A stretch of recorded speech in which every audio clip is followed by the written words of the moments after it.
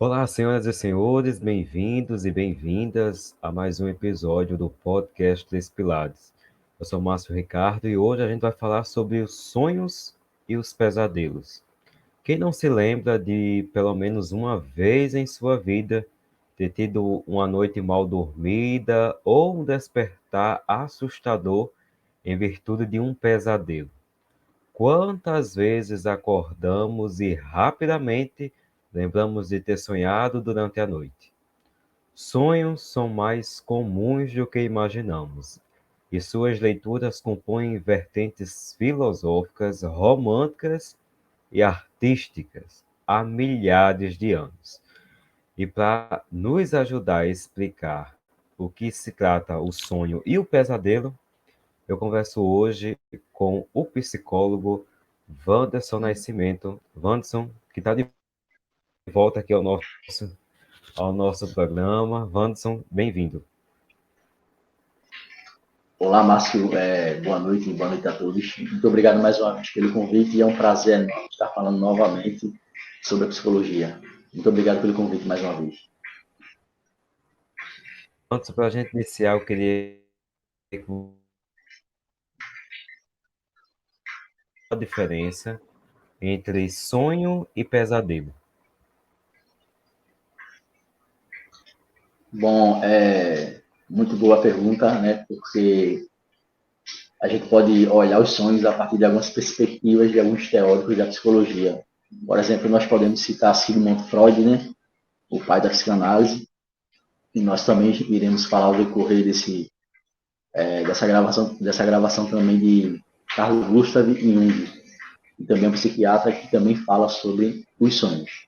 E adentrando já nessa sua pergunta, né, fala sobre os sonhos e sobre esses pesadelos, nós podemos dizer que são mesmas coisas, só que trazem conteúdos diferentes, vamos assim dizer. Por quê? Há sonhos que não são pesadelos, mas há sonhos que são pesadelos. Pesadelos são aquilo que nos traz e nos remete a algum sofrimento, alguma dificuldade naquele conteúdo que estamos sonhando. Então, vamos dizer assim, é uma coisa que está interligada com a outra, só que com um conteúdo diferente. Então, quando falamos em sonhos, nós também estamos falando em pesadelo. Quando estamos falando em pesadelos, nós também estamos falando de sonho.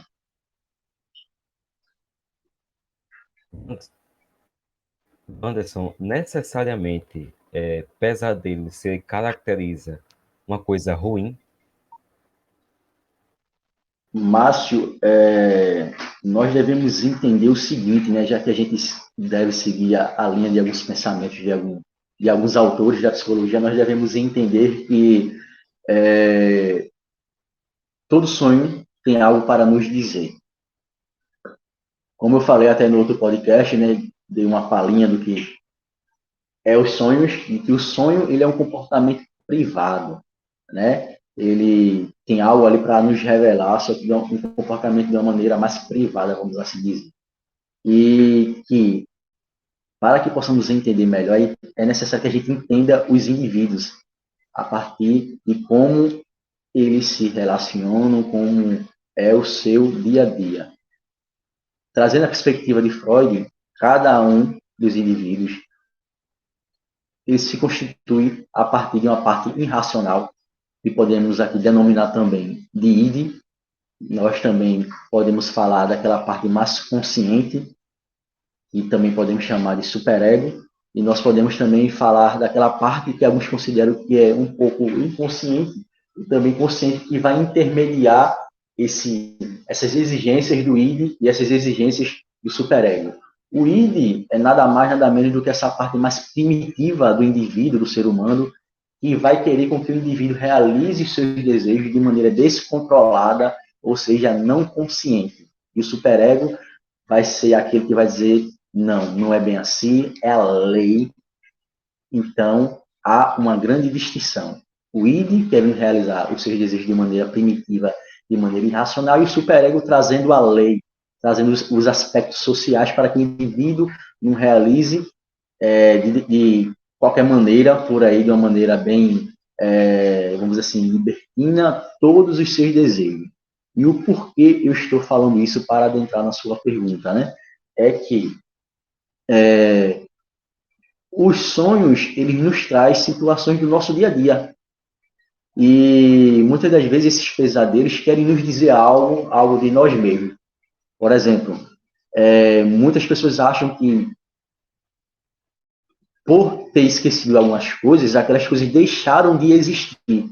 Mas segundo a psicanálise, a gente não esquece, a gente guarda, entre aspas, debaixo do tapete, e podemos aqui denominar de inconsciente.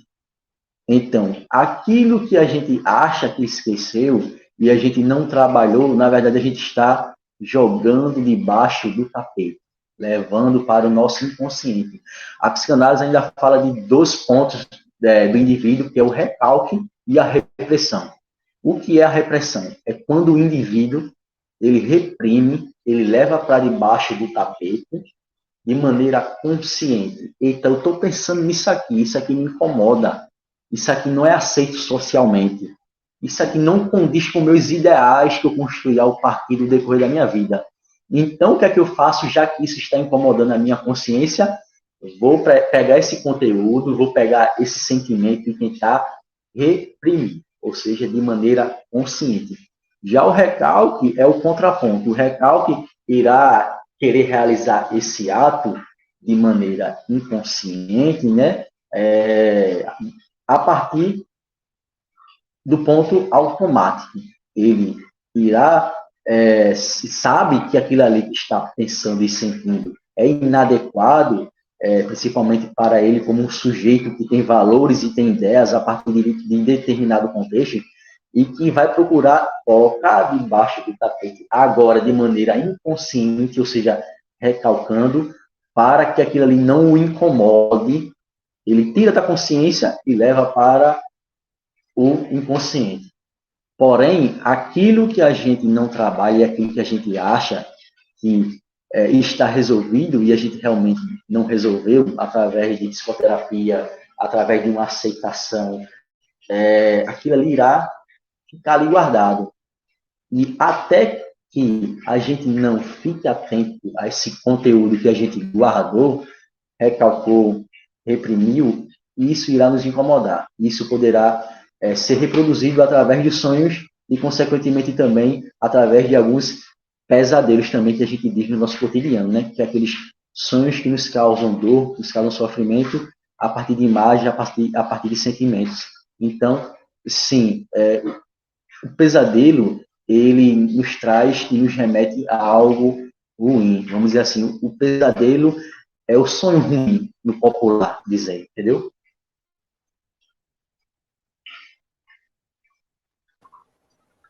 Bom, Anderson, às vezes a gente sonha coisas que a gente diz que não tem nada a ver com a nossa vida, não tem nada a ver com o nosso contexto. O que seriam esses sonhos? São, vamos dizer assim, que são sinônimos de realidades que a gente guardou? Ótima pergunta também, Márcio. Na verdade, aquilo que a gente diz que não tem nada a ver, se a gente for adentrar num nível mais profundo de análise, e isso eu estou falando de psicoterapia, e não apenas tentarmos buscar isso de uma maneira unilateral, mas bilateral, com a ajuda de um psicoterapeuta e também com o esforço nosso, nós podemos perceber e adentrar a camadas mais profundas da nossa consciência, do nosso inconsciente, que, na verdade, aquilo ali tem algo a ver. Só que, por causa de mecanismos que a nossa mente produz, a gente vamos nos auto-enganando para que a gente não perceba aquilo ali como algo que, que faz parte da nossa personalidade e faz parte de nós. É até interessante porque Jung, já adentrando nessa perspectiva de Carl Gustav Jung, que é um teórico muito importante também da psicologia, ele diz que nós devemos pedir sempre a ajuda de um psicoterapeuta, porque nós devemos entender que se a gente tentar interpretar o sonho de maneira individual, é como se a gente tentasse enxergar as nossas costas. E a gente não vai conseguir ver isso de uma maneira sozinha. Sozinho não vamos conseguir ver nossas costas. Então, para que possamos entender, é necessário que haja o outro. Que o outro olhe para as nossas costas, entre aspas, e digam também, com a nossa participação, o que isso tem a nos dizer. Então, esse aspecto que a gente acha que não tem nada a ver, na verdade, se a gente for integrar, se a gente for associar, se a gente for a níveis mais profundos, a gente vai ver que tem sim muito a ver. Mas para isso é necessário que haja um trabalho sério, um trabalho bilateral, ou seja, psicoterapeuta e cliente, para que possamos prestarmos atenção. Lembro agora de uma técnica aí que o próprio Freud se utiliza, que se chama associação livre, onde o mesmo deixava seus clientes falar de maneira livre, e muitos achavam aquilo ali uma loucura, algo sem uma conexão, né? Porém, ao decorrer das sessões, eles acabavam percebendo que, juntamente com essa interpretação do seu psicoterapeuta, do Freud, né, que essas palavras soltas, elas iam se integrando, elas iam se associando. Então, esse falar livremente significava o seguinte: aquilo que na sua consciência, aquilo que na sua psique, se a gente fosse tentar falar de uma maneira mais, vamos dizer assim, estruturada, não iria vir de uma maneira tão livre. Quando você fala isso de uma maneira espontânea, muitos sinais vão vir através dessas palavras soltas, porque para que possamos acessar a esse inconsciente, que vai querer se manifestar também através de sonhos, querer se manifestar também através de pesadelos também, a gente devemos estarmos atentos a esses pontos e a esses aspectos da nossa personalidade e da nossa consciência, porque para acessarmos a esse conteúdo nem sempre vai ser uma tarefa fácil, porque o inconsciente só é acessado, já diria Freud, né, uma via régia, uma via principal para termos acesso a esse inconsciente, seria e se dá através desses sonhos que tem algo para dizer muito sobre o nosso mundo interior. O que que acontece com o nosso corpo quando a gente está sonhando ali? No momento você está dormindo, está sonhando. O que que acontece com o nosso corpo?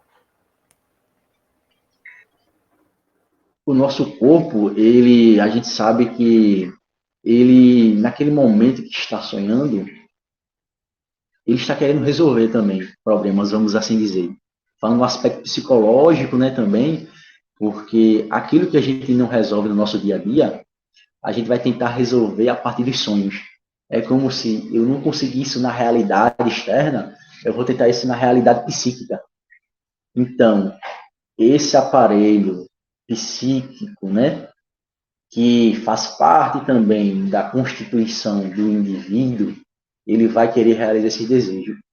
E assim nós vamos estar gastando energia, porque sonhar gasta energia, e então o nosso corpo vai estar ali ativo naquele momento que está sonhando. Porque sonhar significa, trazendo também aquele episódio que a gente falou no outro podcast, significa também a gente se comportar, a gente também pensar. Então, nosso corpo vai estar ativo, vai estar pensando, vai estar se mobilizando ali.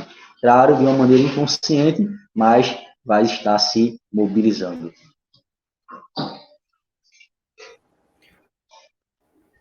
Você já falou aí, né, que os sonhos são cenas que a gente já vivenciou, né, na nossa vida. Mas esses sonhos que a gente tem, pode ser algum tipo de aviso? Interessante.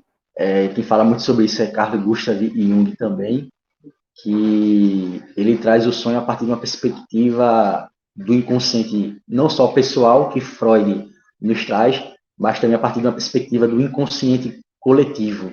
O que é isso? é o inconsciente que abrange toda a história da espécie.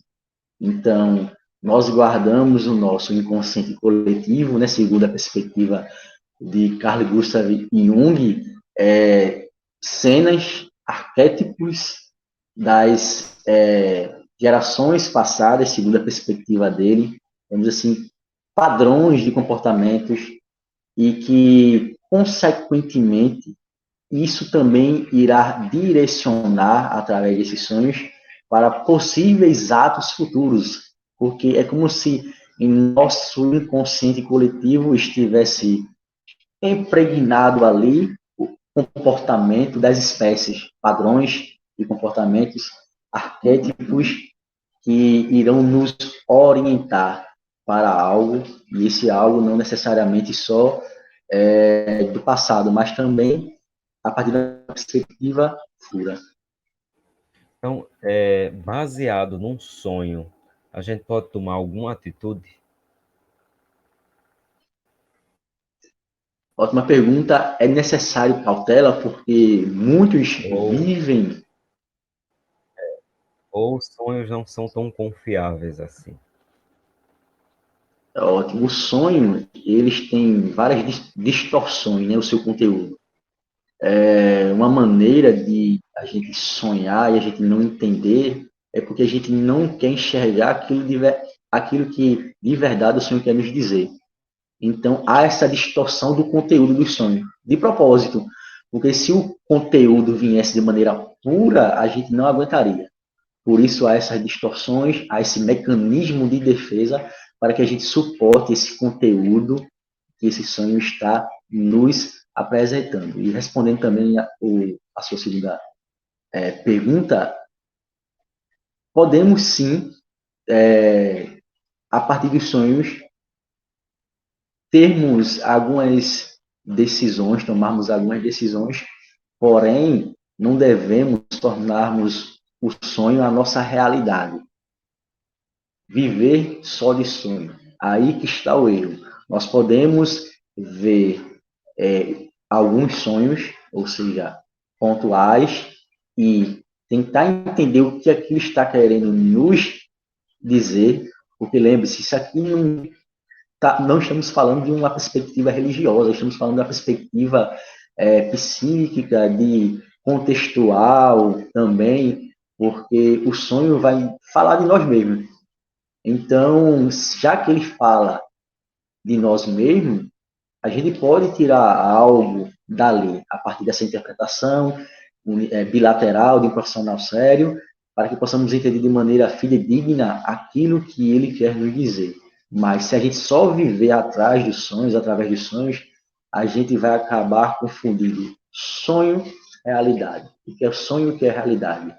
E não entendendo muito bem essa distinção entre sonho e realidade, nós podemos confundir. Já que os sonhos precisam de uma interpretação séria, muitas das vezes demorada, aprofundada, se a gente for levar de qualquer jeito, de maneira imediata, esses sonhos para a nossa realidade, a gente sabe que poderá trazer consequências, porque os sonhos também podem nos enganar, já que o seu conteúdo eles não são tão fidedignos, pois utilizamos o mecanismo de defesa para distorcer tais conteúdos advindos desses sonhos.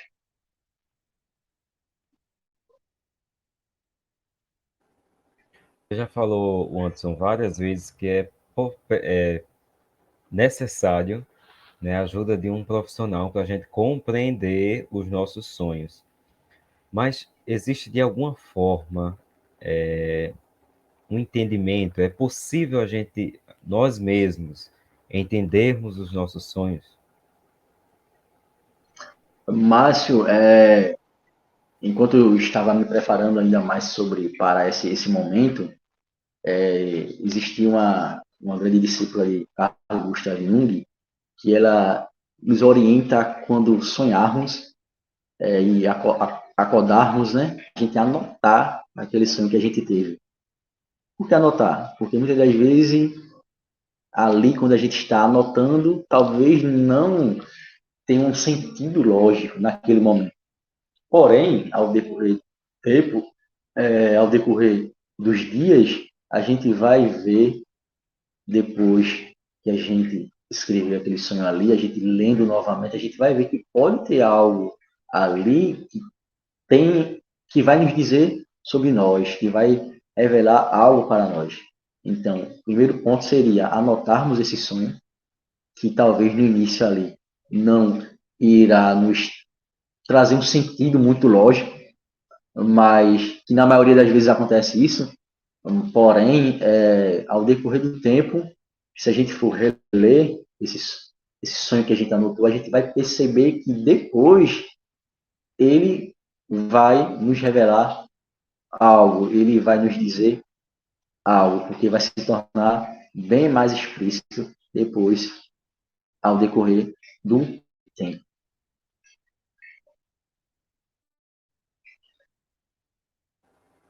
Anderson, fique à vontade, viu, para dar suas considerações finais sobre o nosso tema. Márcio, é um prazer mais uma vez estar aqui com você, né? Falando sobre um tema tão importante que muitas das vezes é banalizado ou se não mal interpretado. As pessoas acham que o sonho também não faz parte também do processo psicoterapêutico, porém faz parte sim.